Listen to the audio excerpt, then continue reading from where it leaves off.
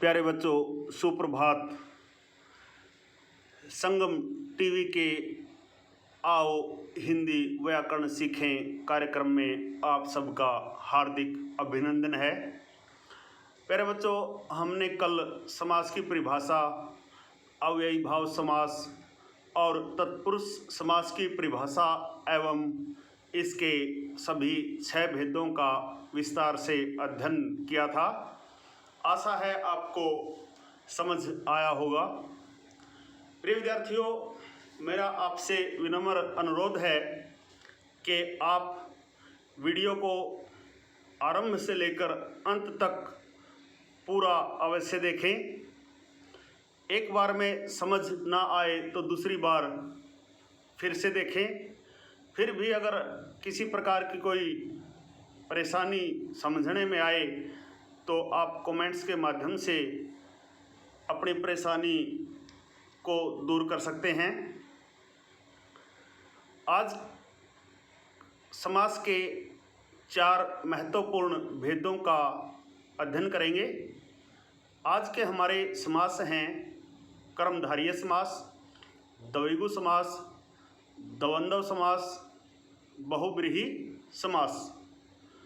प्रिय विद्यार्थियों, आओ हिंदी व्याकरण सीखें कार्यक्रम में व्याकरण के सभी पाठों का सबसे सरल और सटीक विश्लेषण किया जाता है और बड़े आसान तरीके से आपको समझाया जाता है।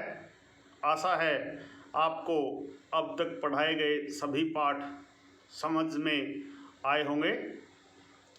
आज का हमारा पहला समास है कर्मधारय समास। प्रिय विद्यार्थियों, कर्मधारय समास समझाने से पहले मैं आपको विशेषण, विशेष्य और इसके भेदों के बारे में बताना चाहता हूँ। विशेषण और इसके भेदों का पाठ हम आपको पढ़ा चुके हैं। यदि आपको विशेषण की परिभाषा आती होगी तो कर्मधारय समास अच्छी प्रकार से समझ में आ जाएगा।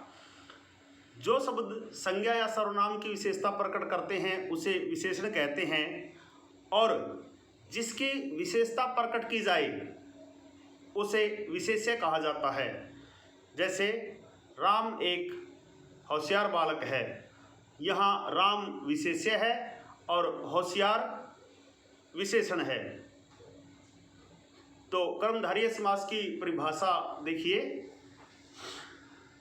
जिस समास के दोनों पदों में विशेषण, विशेष्य या उपमेय, उपमान का संबंध हो और दोनों पदों में एक ही कारक की विभक्ति आए उसे कर्मधारय समास कहते हैं।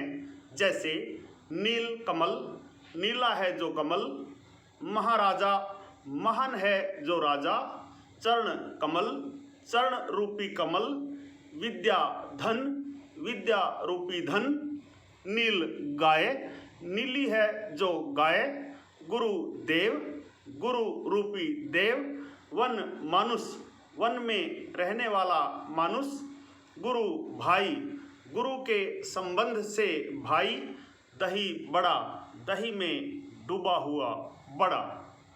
प्यारे बच्चों, हमारा अगला समास है द्विगु समास।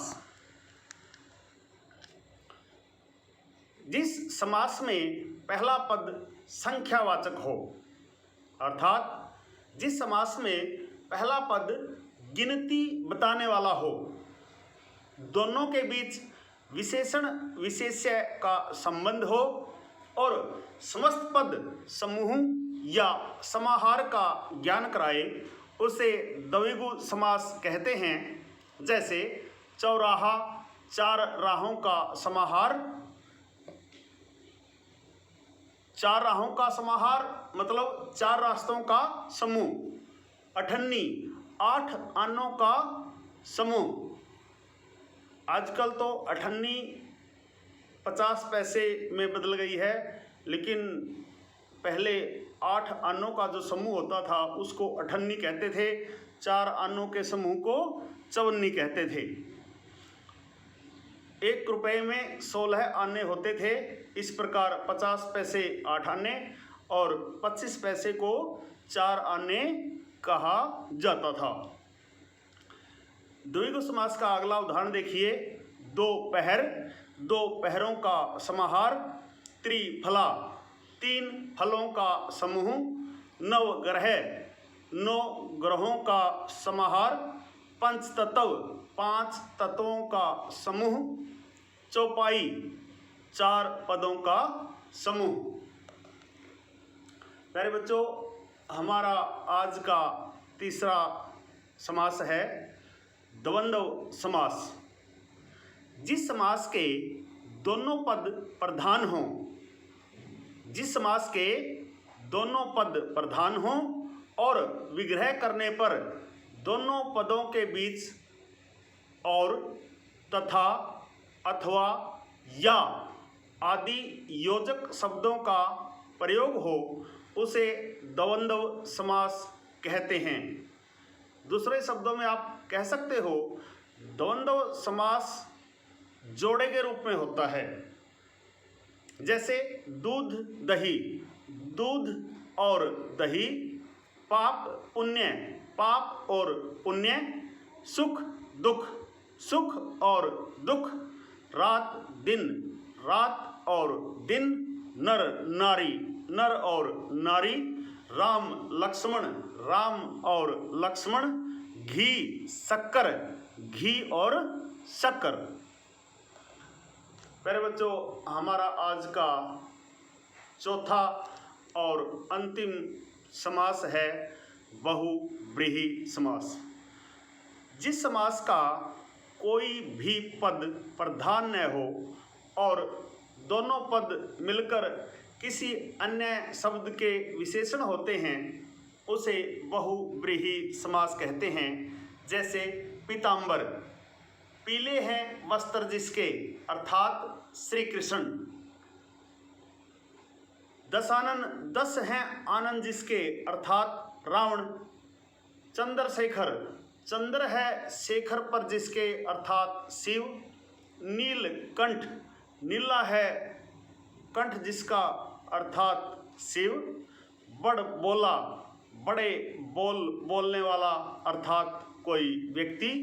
लंबोदर, लंबा है उदर, अर्थात लंबा है पेट जिसका, गणेश।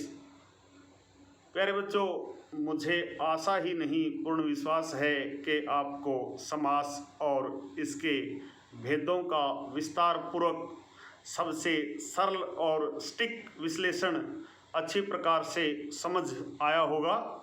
फिर भी आपकी कोई समाज से संबंधित कोई समस्या हो तो आप कमेंट्स के माध्यम से पूछ सकते हैं।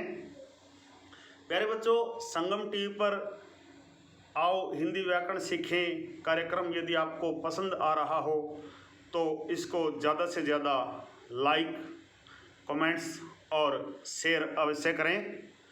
यदि आप चाहते हैं कि संगम टीवी पर प्रसारित होने वाले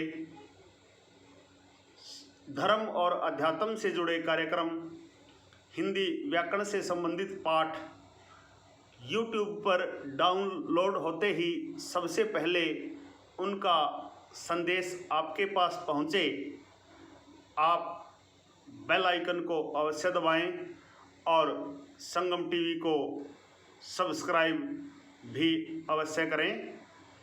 आपका दिन मंगलमय हो।